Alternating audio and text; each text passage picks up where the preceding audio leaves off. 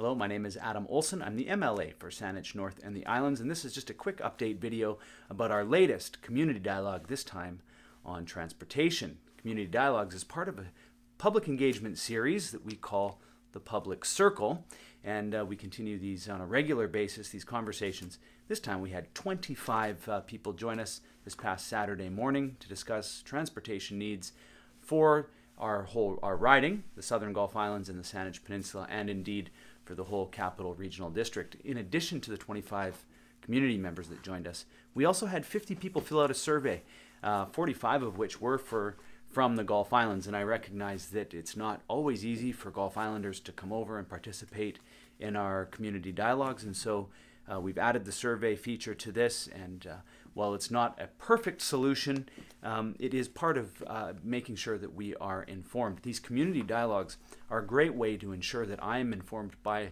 my constituents, to understand the challenges, but also to hear the ideas of citizens, because often some of the best ideas are rattling around in our heads and we don't have a way to share them. In this community dialogue series helps provide an outlet for people to share their ideas and for me to be informed and to better represent my constituents, and as well improve the services that the provincial government and local governments and other governments provide.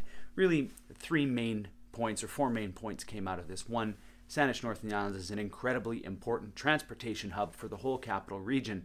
The Swartz Bay Ferry Terminal with BC Ferries connects us to the Lorne mainland.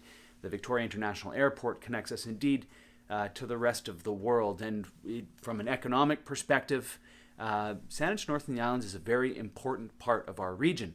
Not only do we have these transportation hubs, but we also have some well-developed business areas, including Keating and as well Sydney. Thousands of people come to work here every day. Some live on the Saanich Peninsula, others live in other parts of the riding, other parts of the riding, and as well other parts of the region, of course.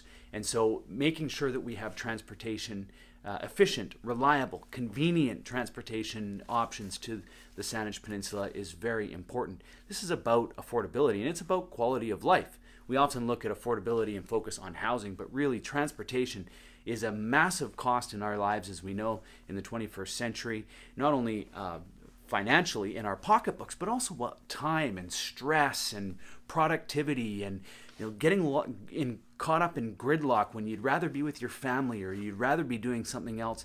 This is a very, very costly and taxing on us and as people, and as well and on our communities. And so it's important that we get this right.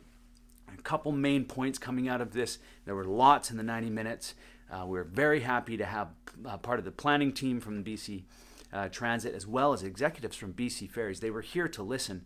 And one of the main takeaways from this is better coordination, not just in community development, but also in transportation and transit planning. We need better coordination between the three municipalities on the Saanich Peninsula, as well as the 4 First Nations and throughout the Southern Gulf Islands. Finally, a key to all of this, of course, when we talk about the chicken and the egg, we need to provide the transportation and the transit options, and that's going to require a government to follow through on the commitments to make investments at the front end to ensure that we can create a more efficient, more convenient, more reliable transit network, so then people have transit options to take, and then the ridership will follow. And so those are investments that the government needs to make in the transit and transportation network, recognizing, of course, that transit is only one part of this. BC Ferries is another critical piece of this. Moving goods and services around the region is critical. And so making sure that we have efficiency, that we don't have congestion building, and that we are moving people out of single occupant vehicles and into mass public transit. So those are just some of the key takeaways. Clearly, I couldn't cover everything in 4 minutes, what we talked about in 90 minutes.